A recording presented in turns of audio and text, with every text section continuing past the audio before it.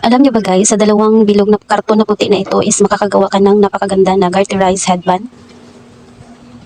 Kung gusto mo malaman kung paano ko ito ginawa, panoorin mo ang video na ito.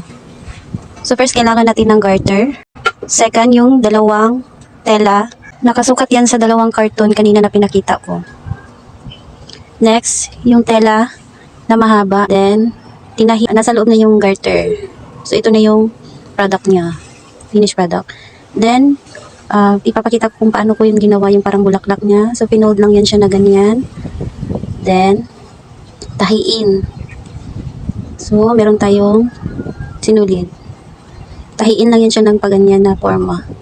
So, ganyan siya. Bali 5 na pieces na pinagdugtong. Then, yan na yung finish niya. Actually, nauna ko na yan nagawa, guys. So, ito na yung mga nagawa ko. So, dalawang color yan siya, no? Yung yellow at saka black. Tsaka pinatungan ko lang yan siya ng yellow sa parang gitna ng bulaklak. So, yan na yan siya. Tinahi lang yan siya, guys. So, may iba kong examples na nagawa yan. Magkaibang kulay din yan siya. Ang gawin lang dyan, guys, is tahiin lang yan siya dyan sa baba. And so, ito na ang finished product. Ang ganda-ganda. Right, guys? Marami kang magagawa dyan. Pwede mo siyang itali sa ganyan, paganyan. Then, di ba guys, maganda.